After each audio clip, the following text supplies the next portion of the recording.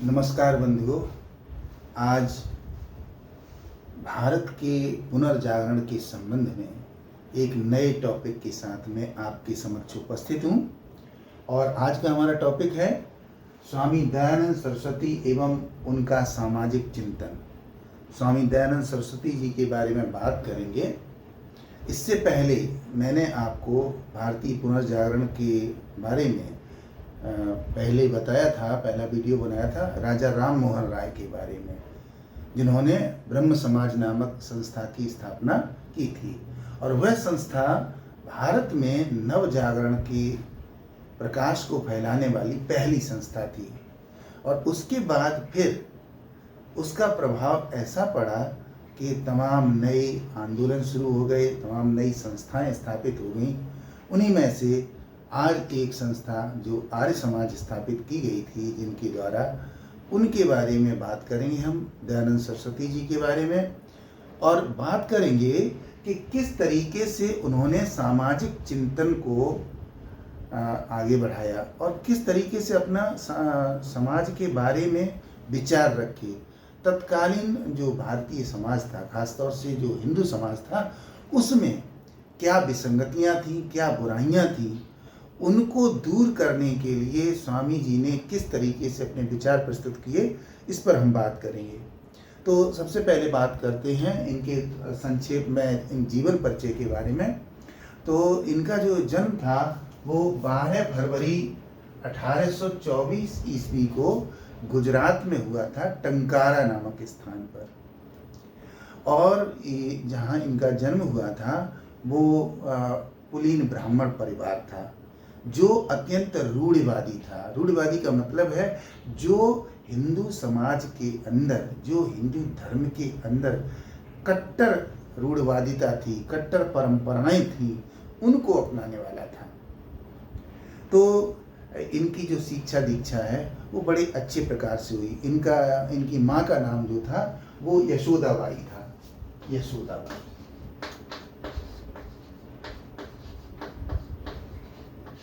यशोदाबाई इनकी माँ थी। और इनके पिता का नाम था कृष्णजी लालजी तिवारी।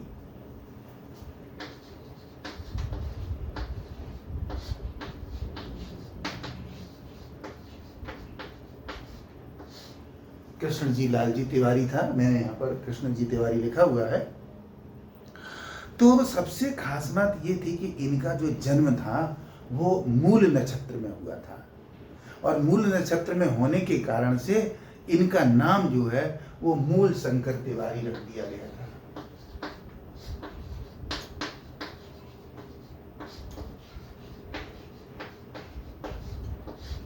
इनका नाम क्या रख दिया गया था? मूल शंकर तिवारी। तो अब ये भी हिंदू समाज की एक विडंबना ही थी कि नक्षत्र की आधार पर ही बच्चे का नामकरण कर दिया गया। और फिर सारे जीवन सबको पता चल जाए कि उस बालक का जन्म कब हुआ था, और उसी तरीके की विचारधारा फिर समाज में बन जाती थी। ये अक्सर होता था समाज के अंतर्गत। तो इन्होंने जो है शिक्षा दीक्षा इनकी बहुत अच्छी तरीके से हुई, क्योंकि ब्राह्मण परिवार में हुए थे।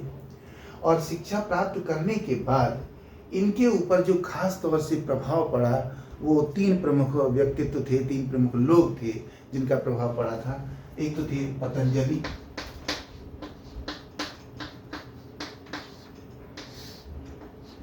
पाणिनि और कपिल मुनि जो हुआ करते थे। ये जो 3 शख्सियत थी, इन 3 शख्सियत का इनके ऊपर बहुत ज़्यादा प्रभाव पड़ा था। और फिर उसी हिसाब से इन्होंने चिंतन करना शुरू कर दिया। तो जो जब इनके शिक्षा दीक्षा हो गई, लेकिन उसके बाद ये निरंतर जो है वो सोचते रहते थे कि हमें और इससे आगे जाना है। और इसके आगे जाने के लिए उनको गुरु की आवश्यकता थी। तो ये विचरण करने लगे, भ्रमण करने लगे। और भ्रमण करते करते जो है वो मथुरा में पहुँचे। और मथुरा में इनको गुरु मिले जिनका नाम था बिरजानंद।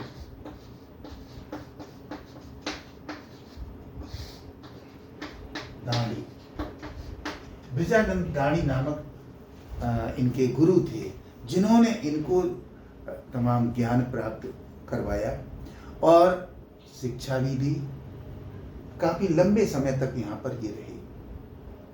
जब ये मथुरा में रहे तो इन्होंने कुछ चीजों को बहुत नजदीक से देखा, जिनका कि इनके जीवन पर बहुत प्रभाव पड़ा था। जो प्रमुख चीज थी, जो प्रमुख व्यवहार था इनके साथ जो हुआ, वो था कि मथुरा के जो पंडित थे वो इनके खिलाफ थे, क्योंकि स्वामी जी जो थे वो दयानंद जी, वो जो पुरोहितों का जो पाखंडवाद था उसके बहुत खिलाफ थे, क्योंकि वो तरह तरह से प्रलोभन दे करके, तरह तरह की रहस्यमयी बातें करके लोगों को भ्रमित करते थे और ठगते थे, जो कि इनको पसंद नहीं था। तो वहाँ के जो पंडित थे वो इतना खिलाफ इनके हो गए कि वो चाहते थे कि किसी तरीके से मथुरा से ये भाग जाए, ताकि हमारा धंधा अच्छी तरीके से चलता रहे। परंतु स्वामी जी भागने वालों में से नहीं थे। स्वामी जी तो हिंदू धर्म के अंदर एक नई ज्योति जगाना चाहते थे। लिहाजा क्या हुआ कि जो पंडित जब ज्यादा परेशान हो गए तो उन्होंने स्वामी जी को परेशान करना शुरू कर दिया, दयानंद जी को परेशान करना शुरू कर दिया। जब यमुना में स्नान करने के लिए जाते थे दयानंद जी, तो वहां पर पंडित पहुंच करके जिस जगह पर वो स्नान करते थे वहां पानी में चने फेंक देते थे। चनों को खाने के लिए मछलियां एकत्रित हो जाती थी और वो मछलियां जो है वो स्वामी जी के टांगों को काट खाती थी। स्वामी जी ने सत्यार्थ प्रकाश में एक जगह इसका वर्णन भी किया है और लिखा है कि हम इतने परेशान हो गए थे, हमारे पाँव में घाव बन गए थे, टांगों में घाव बन गए थे, इतना हमको परेशान किया गया। तो कहने का तात्पर्य यह है कि इन सारी चीजों का दयानंद जी के चरित्र पर बहुत गहरा प्रभाव पड़ा था।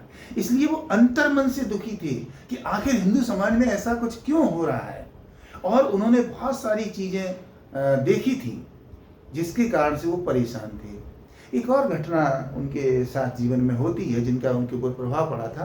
वो घटना ये थी कि वो धीरे धीरे मूर्ति पूजा के विरोधी हो गए थे। तो एक बार एक चूहा जो है वो शिव की प्रतिमा के ऊपर, शिव की मूर्ति के ऊपर बैठा हुआ और गंदगी कर रहा था। अब स्वामी जी ने ये पढ़ा था कि शिव जो है वो चेतन होता है और चेतन व्यक्ति ये अनुभव कर सकता है कि उसके साथ क्या हो रहा है, क्या नहीं हो रहा है। लेकिन उस मूर्ति के अंदर कोई भी परिवर्तन नहीं हो रहा था, कोई एहसास नहीं हो रहा था। तो उसको देख करके उनको लगा कि ये शायद एक विडंबना है, ये वितंडावाद है, पाखंडवाद है, ऐसा कुछ भी परिवर्तन नहीं हो रहा है। तो उन्होंने कहा जो ईश्वर अपने ऊपर, जो प्रतिमा अपने ऊपर गंदगी हो रही है उसको नहीं हटा पा रहा है, उसको नहीं डांट पा रहा है चूहे को, तो ये कैसा सिर्फ चेतन है। लिहाजा उन्होंने मूर्तिवाद का विरोध करना शुरू कर दिया था। तो कहने का मतलब है कि उनके जीवन में कुछ ऐसी घटनाएं घटित हुई थी जिनका बड़ा प्रभाव पड़ा। एक और घटना की बात करते हैं। वो थी इनके चाचा और इनकी भतीजी की मृत्यु हो गई थी शायद, या इनके परिवार के किसी निकट संबंधी की मृत्यु हो गई थी। और मृत्यु के समय भी वही सारा कुछ किया गया जो कि हिंदू धर्म के में किया जाता था, जिसको वो पाखंडवाद कहते थे। वो सब कुछ घटित हुआ जिसको देख करके वो बड़े दुखी हुए और उन्होंने कहा, उन्होंने सोचा, उन्होंने कहा कि यही अगर सब कुछ धर्म है तो ये उचित नहीं है, इसमें निश्चित रूप से परिवर्तन होना चाहिए। तो मेरे कहने का मतलब है कि स्वामी जी के ऊपर बहुत सारी घटनाओं का, बहुत सारे लोगों का बड़ा प्रभाव पड़ा। अब स्वामी जी जो है इधर उधर विचरण करके भ्रमण करते थे और जगह जगह पर जाकर अपनी बात को रखते थे। जीवन के अंतिम पड़ाव के अंदर क्या हुआ कि ये महाराजा जसवंत सिंह, जो कि जोधपुर के महाराजा थे, वहाँ पर इनको बुलाया गया, उनके आमंत्रण पर ये गए। जब वहाँ पर गए तो इन्होंने देखा कि जो महाराजा हैं वो एक वैश्या के संलग्न में हैं और वो वेश्या का इतना ज़्यादा प्रभाव उनके ऊपर पड़ा है कि वो सही तरीके से शासन की ओर ध्यान नहीं दे पा रहे हैं। स्वामी जी ने उनको समझाया कि महाराज, ये जो कुछ भी आप कर रहे हैं ये उचित नहीं है। आपको इस वेश्या का परित्याग कर देना चाहिए और अपने शासन और जनता की ओर ध्यान देना चाहिए, जन कल्याण की ओर ध्यान देना चाहिए। जब ये घटना घटित हुई तो उसके बाद क्या हुआ कि स्वामी जी की बात को मानते हुए महाराजा जसवंत सिंह ने उस वेश्या से दूरी बना ली। वेश्या का नाम था नन्ही जान। नन्ही जान इस बात से बहुत नाराज हो गई स्वामी जी से और उसने स्वामी जी को मारने की ठान ली। तो वो जो वहाँ रसोइया था उनके दरबार में राजा के, उससे मिल करके उसने कांच पीस करके भोजन में दे दिया स्वामी जी को, जिससे स्वामी जी बीमार पड़ गए और फिर उन्होंने वो स्थान छोड़ दिया। और बाद में 30 अक्टूबर 1883 ईस्वी को इनकी मृत्यु हो जाती है। तो पूरे जीवन काल में उनके बहुत सारी घटनाएं ऐसी घटित हुई जिनका बड़ा प्रभाव था और उसके आधार पर उन्होंने अपना सामाजिक चिंतन बनाया या सामाजिक दर्शन बनाया। उसी को हम सामाजिक दर्शन कहते हैं। उन्होंने संस्था स्थापित की जिसके माध्यम से अपने सामाजिक दर्शन को प्रस्तुत किया लोगों के समक्ष। तो आइए अब बात करते हैं कि आखिर उनका सामाजिक दर्शन क्या था।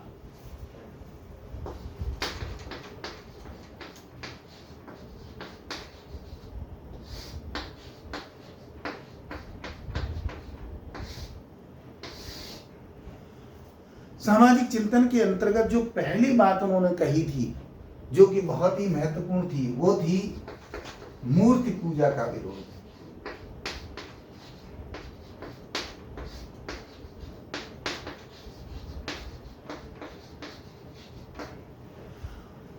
हिंदू धर्म के अंदर मूर्ति पूजा बहुत ज्यादा थी और बहुत कट्टर स्वरूप में थी।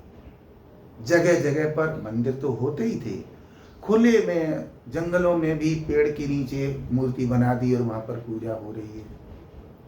तो वो इनका मानना था कि ईश्वर जो है वो किसी पूजा के अंदर नहीं है, किसी मूर्ति के अंदर नहीं है, किसी स्थान विशेष पर नहीं है, वो तो सर्वत्र विद्यमान है। और उन्होंने ये कहा कि मूर्ति बनाई जाती है, फिर उसमें प्राण प्रतिष्ठा की जाती है। वो कहते हैं कि एक पत्थर के अंदर या एक मिट्टी के अंदर कभी प्राण प्रतिष्ठा हो ही नहीं सकती। वो जो अचेतन वस्तु है उसमें चेतनता कहाँ से आ सकती है। और पीछे जो मैंने आपको चूहे वाला उदाहरण दिया उससे वो बहुत प्रभावित थे। वो कहते हैं कि अगर मूर्ति में चेतनता आ जाती है तो वो मूर्ति अपनी रक्षा क्यों नहीं कर पाती है। तो इसलिए इन्होंने बड़े कट्टर तरीके से बहुत ही स्पष्ट रूप में मूर्ति पूजा का विरोध किया। वो ये कहते थे कि ये जो मूर्ति पूजा है वो केवल पाखंडवाद है और ये पुरोहितों के लिए एक माध्यम है धन कमाने का, ये इसके अलावा कुछ नहीं है। वो कहते हैं कि ईश्वर तो हम जहाँ पर चाहें वहाँ बैठ जाएं, वहाँ ईश्वर का चिंतन कर सकते हैं, उसका मनन कर सकते हैं। उसके लिए किसी मूर्ति के सामने बैठने की कोई आवश्यकता नहीं है। वो यहाँ तक कहते हैं कि जो धर्म है वो धर्म आडंबर नहीं होना चाहिए, बल्कि इंटरनल फीलिंग होना चाहिए, आंतरिक एहसास होना चाहिए। उसके आधार पर हमें निर्णय लेने चाहिए, न कि बाहरी चीज़ों को देख करके। तो वो इस तरीके से मूर्ति पूजा का पूरी तरीके से खंडन करते हैं। और अगली जो बात है,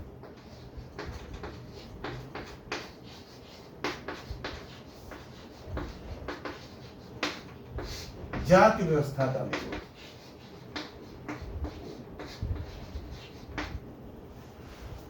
स्वामी दयानंद सरस्वती जी जाति प्रथा के बहुत खिलाफ थे। वो ये कहते थे कि ये जाति प्रथा तो होती ही नहीं हिंदू समाज के अंदर, ये केवल ब्राह्मणों के द्वारा फैलाया गया जाल है, इसको कहते हैं। और वो कहते हैं कि इस जाल में फंस कर के वही व्यक्ति तड़प तड़प के रह जाता है, चाहे वो किसी भी जाति का हो, किसी वर्ग का हो, चाहे वो उच्च जाति का हो, चाहे निम्न जाति का हो, वो सभी इसी जाल में फंसे हुए हैं। और इस जाति व्यवस्था ने क्या कर दिया, दुराभाव पैदा कर दिया है समाज के अंदर। समाज को वो कभी संगठित ही नहीं होने देगा, स्वामी जी का ये मानना था। और जिस समाज के अंदर संगठन नहीं होगा वो समाज कभी विकास नहीं कर सकता, ऐसा स्वामी जी का मानना था।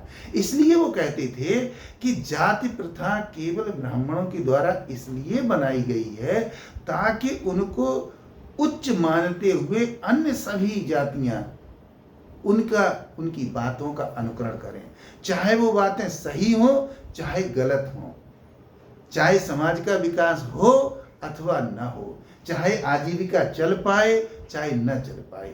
अब इसका सबसे बड़ा नुकसान जो हुआ हिंदू समाज को वो ये हुआ कि कभी आर्थिक प्रगति नहीं हो पाई। कारण क्या था? कारण ये था कि जो जाति व्यवस्था थी उसमें व्यक्ति की जाति तो निर्धारित कर दी जाती थी, लेकिन उसके साथ उसका कर्म भी निर्धारित कर दिया जाता था, उसका काम भी निर्धारित किया जाता था कि अमुक जाति का व्यक्ति है तो अमुक कार्य करेगा, अमुक जाति का है तो अमुक कार्य करेगा। अगर कोई भी एक जाति विशेष का जो कार्य निर्धारित कर दिया उसके अलावा वो दूसरा काम करना चाहता है तो उसे वो काम करने की इजाजत नहीं थी। लिहाजा क्या था, लिहाजा जहां जिस काम की योग्यता जिस व्यक्ति में है उसे वो करने नहीं दिया जाता, और जो कर रहा है उसमें वो योग्यता नहीं है। लिहाजा क्या होगा, समाज का कभी विकास नहीं हुआ। उदाहरण के तौर पर अगर हम देखें तो एक चीज थी कि जैसे समाज के एक वर्ग विशेष को या जाति विशेष को एक काम सौंपा गया था कि आप समाज की रक्षा करेंगे, उसमें निश्चित कुछ जातियां होती थी।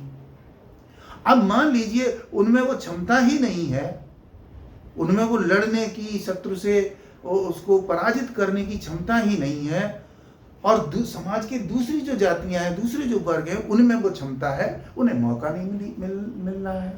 तो फिर क्या होगा, तो हमारे क्षेत्र पर दूसरा व्यक्ति आराम से कब्जा कर लेगा, हमारा विकास नहीं होगा।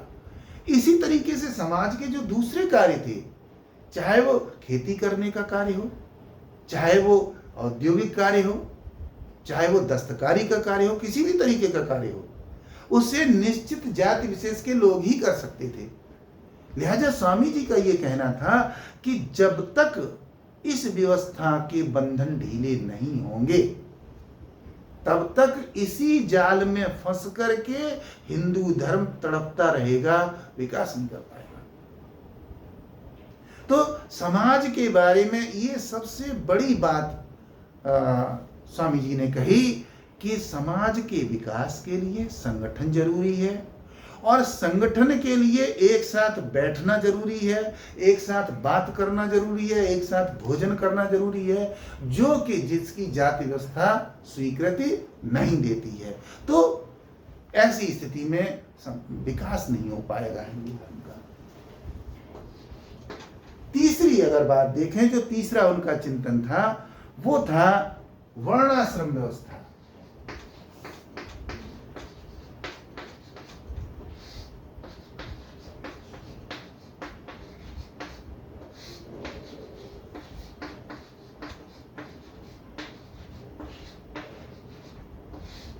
वर्णाश्रम व्यवस्था के समर्थक थे। देखिए अब स्वामी जी ने क्या किया है, स्वामी जी ने जाति व्यवस्था का तो विरोध किया है, लेकिन वर्ण व्यवस्था का विरोध नहीं किया है। वर्ण व्यवस्था को स्वीकार करते हैं, लेकिन एक महत्वपूर्ण बात क्या बताते हैं कि जन्म से कोई भी व्यक्ति किसी वर्ण का नहीं होता है। जन्म से तो वो केवल एक बच्चा पैदा होता है, उसके बाद समाज में उसे जैसे संस्कार मिलते हैं, समाज में जैसा उसको व्यवहार मिलता है, समाज में जो कुछ भी वो देखता है वही उसके ऊपर प्रभाव पड़ता है। लिहाजा वो कहते हैं कि जो वर्ण व्यवस्था है वो जन्म के आधार पर नहीं होनी चाहिए, बल्कि कर्म के आधार पर होनी चाहिए।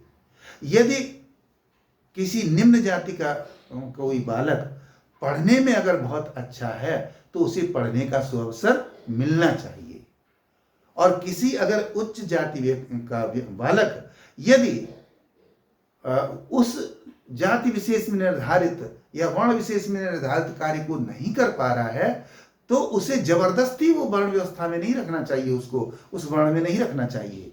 कहने का मतलब है कि कार्यों के आधार पर अपनी पहले श्रेष्ठता साबित करो और उसके बाद आपको उस वर्ण विशेष में रहने का अधिकार है। तो स्वामी जी बिल्कुल स्पष्ट करते हैं कि समाज तभी श्रेष्ठ बनेगा जब उसे आप श्रेष्ठ बनने दें, और श्रेष्ठ बनने देने के लिए सबसे जरूरी बात यह है कि उसे पहले विकसित होने दें, उस बालक को का विकास होने दें। देखें कि वो पढ़ने में अच्छा है या कृषि कार्य करने में अच्छा है या सैनिक कार्य करने में अच्छा है या स्वच्छता की कार्य करने में अच्छा है, किस प्रकार का कार्य वो अच्छा कर सकता है, तो उसी आधार पर उसका वर्ण निर्धारित होना चाहिए, ऐसा स्वामी जी मानते हैं। अगली जो बात है वो शुद्ध आंदोलन।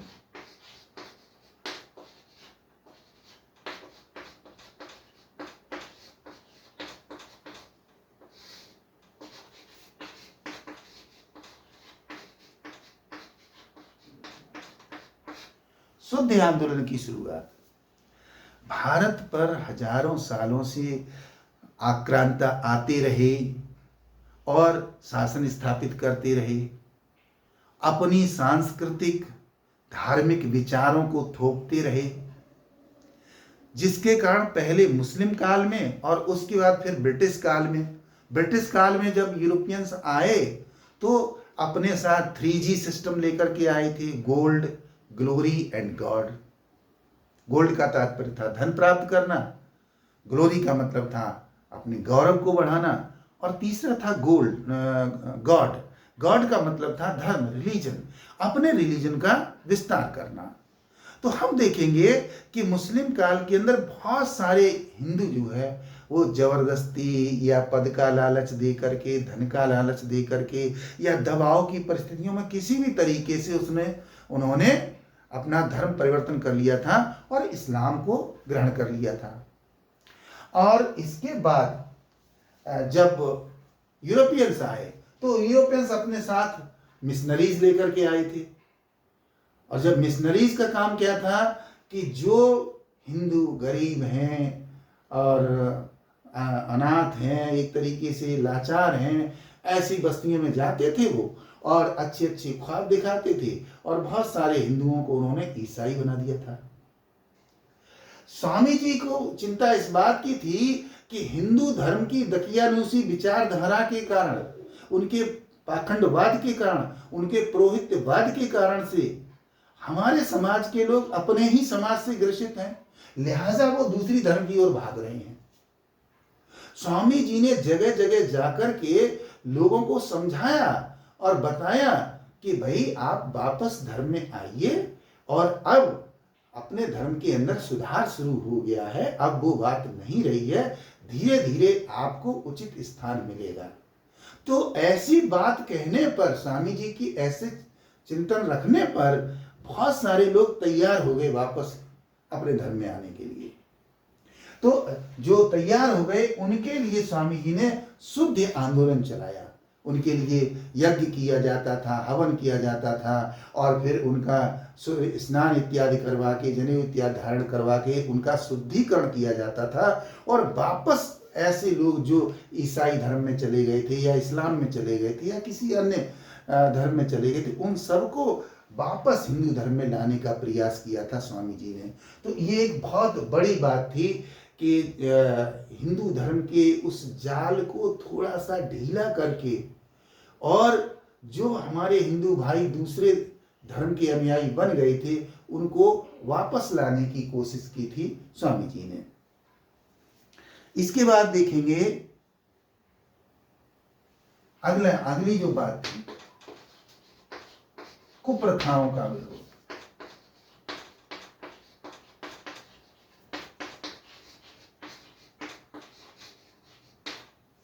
कुप्रथाओं का विरोध, जैसा कि मैंने पहले ही बताया कि हिंदू धर्म के अंदर बहुत सारी विसंगतियां थी, बहुत सारी बुराइयां थी, कुरीतियां थी। इन कुरीतियों में सबसे जो खास थी, सबसे जो ऊपर थी वो थी स्त्रियों के बारे में।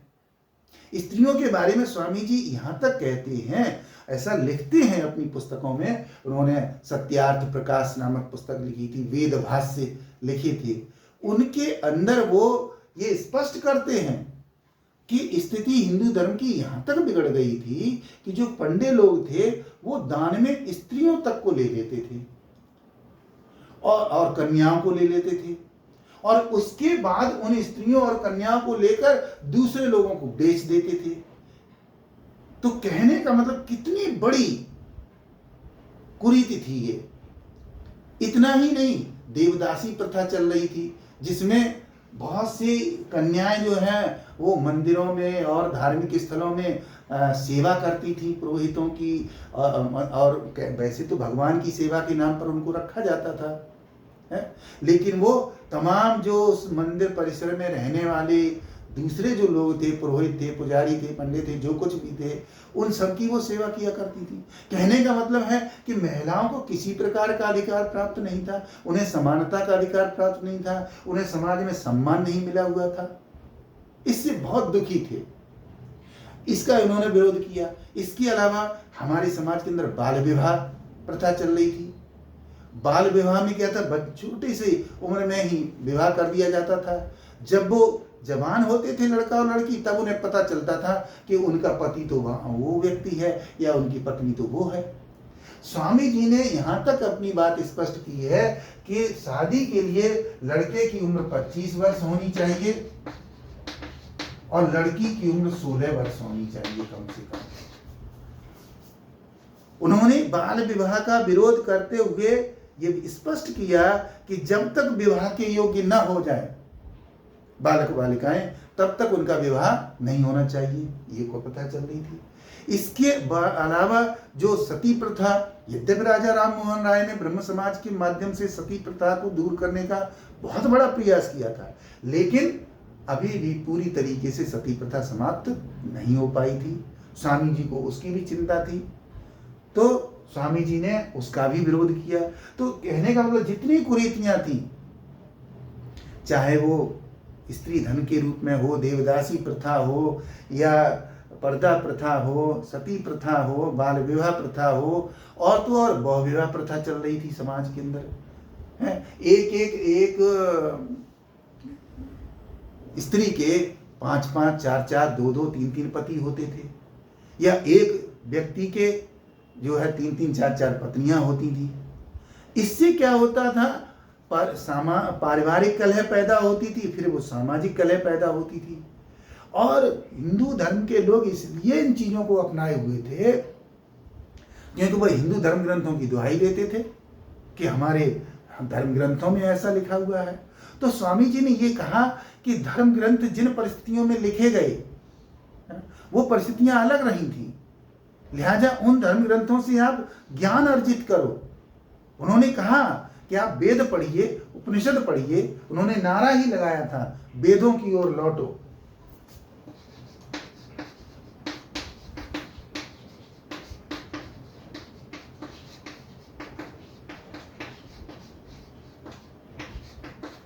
नारा लगाया उन्होंने कि वेदों की ओर लौटो, और कहा उन्होंने वेद ज्ञान के भंडार हैं, उन्हें पढ़कर तो देखो, केवल बुराइयां ही पैदा करोगे समाज के अंदर। तो उन्होंने कहा वेद ज्ञान के भंडार हैं, उनका अच्छी तरह अध्ययन करिए और इसके बाद फिर निर्णय लीजिए, हमारे धर्म की अच्छी चीजों को अपनाइए। तो इस तरीके से उन्होंने कुरीतियों का विरोध किया।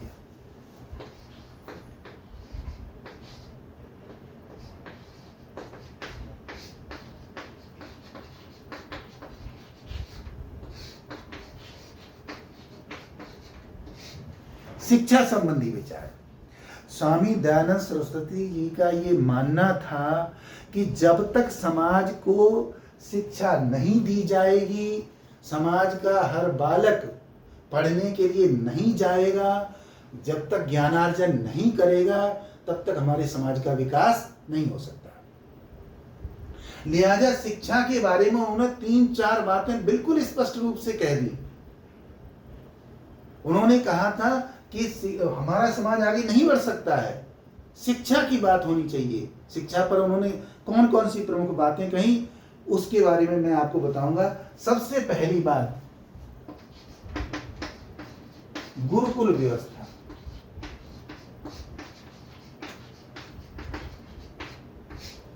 शिक्षा के बारे में पहली बात उन्होंने ये कही कि जो गुरुकुल व्यवस्था है हमारी, वो बिल्कुल दुरुस्त है। वो शिक्षा देती है, ज्ञान देती है, साथ में संस्कार देती है। वो ये कहते हैं हमारे समाज के अंदर जो सबसे बड़ी कमी आई है वो ये आई है कि संस्कारों की कमी आई है। और संस्कारों की कमी ये इसलिए आई है क्योंकि हमारे समाज का बहुत बड़ा भाग जो है, बहुत बड़ा हिस्सा जो है वो शिक्षित नहीं है, क्योंकि उसे शिक्षा का मौका ही नहीं मिल रहा है। उसे स्कूल जाने ही नहीं दिया जाता, उसको साथ बैठने नहीं दिया जाता है। तो ये इन्होंने कहा कि गुरुकुल व्यवस्था हमारी जो है वो दुरुस्त है, उसको अपनाना चाहिए। इसीलिए इन्होंने हरिद्वार में अन्य लोगों के सहयोग से गुरुकुल का कांगड़ी नामक स्थान पर गुरुकुल की व्यवस्था की थी, गुरुकुल विश्वविद्यालय। और ये कहा यहाँ पर जो है शुरू से लेकर के और विश्वविद्यालय तक की शिक्षा दी जाएगी, जिसमें वे सभी भाषाएं, संस्कृत पढ़ाई जाएगी, भाषा विज्ञान पढ़ाया जाएगा, व्याकरण पढ़ाया जाएगा, गणित पढ़ाया जाएगा और सभी चीजें पढ़ाई जाएंगी ताकि बहुमुखी प्रतिभा के धनी हमारे छात्र बन सके। तो शिक्षा के क्षेत्र में पहली बात तो ये कही। दूसरी बात,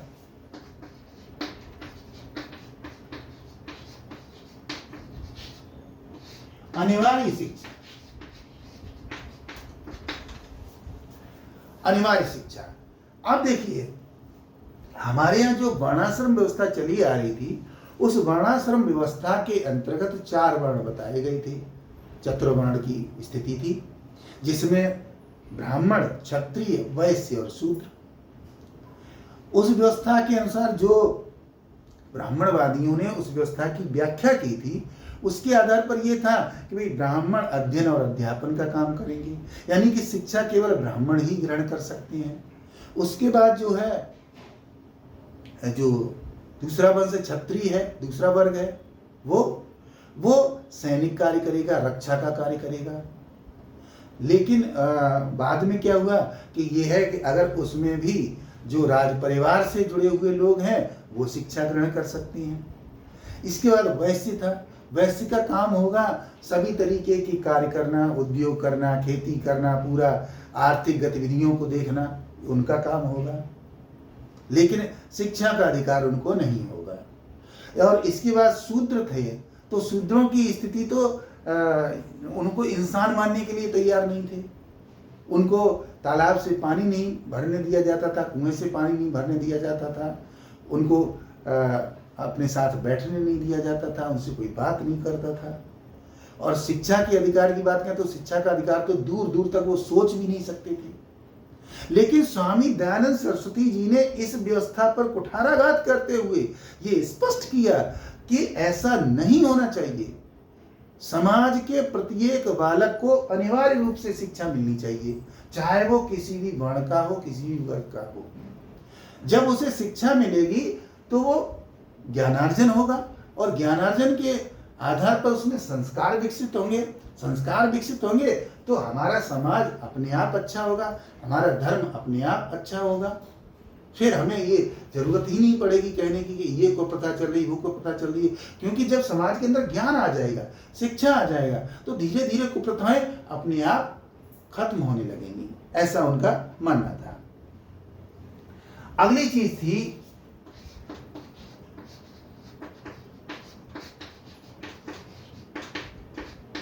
हिंदी भाषा। स्वामी दयानंद सरस्वती जी ये कहते हैं, यद्यपि उनकी अपनी भाषा गुजराती थी, उसके अलावा उन्होंने अरबी, फारसी, संस्कृत, अंग्रेजी जैसी भाषाएं उनको आती थी, लेकिन फिर भी वो भारत के पूरे समग्र भारत की दृष्टि से सोचते थे। और उन्होंने ये कहा कि भारत के अधिकांश भाग में हिंदी बोली जाती है, इसलिए शिक्षा में हिंदी को जरूर शामिल किया जाए ताकि हमारे लोग आपस में संवाद कर सके। तो उनका चिंतन ये था कि जब तक शिक्षा के अंदर हिंदी को नहीं लाएंगे तब तक वो चीज नहीं आ पाएगी कि संवाद नहीं हो पाएगा, लोग एक दूसरे से बात नहीं कर पाएंगे। क्योंकि बाकी जो क्षेत्रीय भाषाएं हैं वो तो अध्ययन करेंगे ही करेंगे, साथ में हिंदी भाषा की ओर जरूर ध्यान देना चाहिए। उसको भी अनिवार्य शिक्षा की तरह हिंदी भाषा को भी अनिवार्य करना चाहिए, ये भी बहुत जरूरी है। और इसके बाद जो अंतिम बात उन्होंने बताई है वो बताई है वैदिक मूल्य।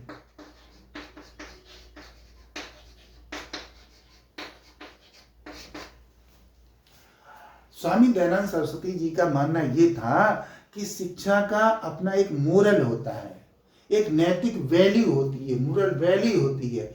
अगर शिक्षा ग्रहण करने के बाद मोरल वैल्यू डेवलप नहीं हो पाई, नैतिक मूल्य विकसित नहीं हो पाए, तो वो शिक्षा किसी काम की नहीं है।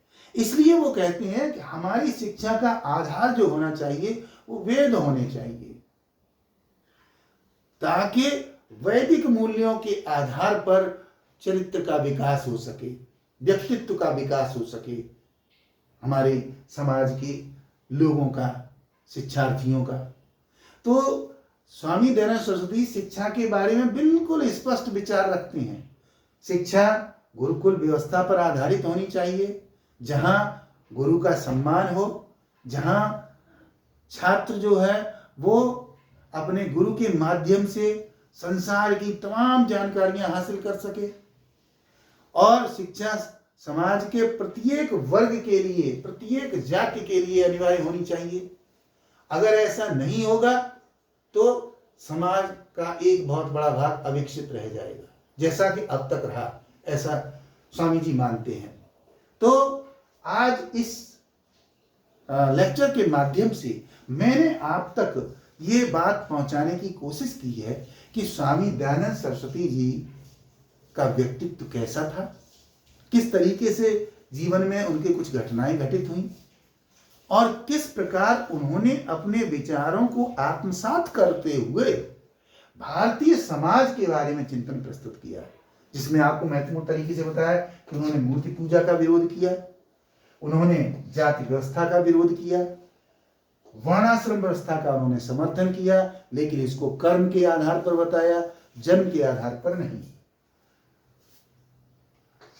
जो हिंदू समाज भाई दूसरे धर्मों को अपना चुके थे, ऐसे लोगों को वापस धर्म में लाने के लिए उन्होंने शुद्धि आंदोलन की शुरुआत की, जिससे समाज के अंदर एक नई विचारधारा पैदा हो कि सबको समान समझा जाए, समाज के अंदर एक दूसरे के प्रति सम्मान बढ़े और समाज ये सोचने के लिए मजबूर हो जाए कि हमारे जो हिंदू भाई हैं वो दूसरे धर्मों की ओर ना जाए।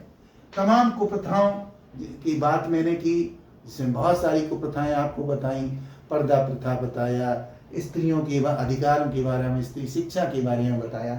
तो इस तरीके से ये सारा का सारा जो चिंतन था वो स्वामी जी ने किया। हम आपको यहाँ पर एक महत्वपूर्ण बात यही बताना चाहेंगे कि स्वामी जी ने शिक्षा को बढ़ावा देने के लिए लाहौर में एक कॉलेज खोला था, जिसका नाम था दयानंद एंग्लो वैदिक कॉलेज। दयानंद एंग्लो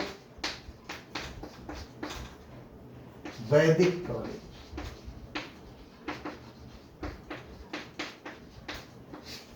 स्वामी जी ने ये दयानंद एंग्लो वैदिक कॉलेज खोला था लाहौर के अंदर शिक्षा को बढ़ावा देने के लिए, और बाद में यही 2 साल के बाद इन्हीं कॉलेज को डीएवी कॉलेज कहा गया है। डीएवी, दयानंद एंग्लो वैदिक कॉलेज, डीएवी कॉलेज कहा गया। और आप देखिए कि दयानंद सरस्वती जी के द्वारा दिए गए शिक्षा के विचारों को डीएवी कॉलेज के माध्यम से पूरे भारत में फैला दिया गया। तो कहने का मतलब है कि स्वामी जी के शिक्षा संबंधी विचार बहुत उच्च कोटि के थे, जिसके परिणाम स्वरूप ही भारत में वैदिक शिक्षा को जीवंत बनाने के लिए और उसका प्रचार और प्रसार करने के लिए डीएवी कॉलेज खोले गए थे। तो इस प्रकार से आज हम लोगों ने चिंतन किया है कि स्वामी दयानंद सरस्वती जी ने किस प्रकार से समाज के बारे में चिंतन प्रस्तुत किया था उम्मीद करता हूँ कि आपको ये लेक्चर ज़रूर पसंद आया होगा। अगर पसंद आया है तो वीडियो को लाइक और शेयर करना मत भूलिएगा। Thank you very much. धन्यवाद।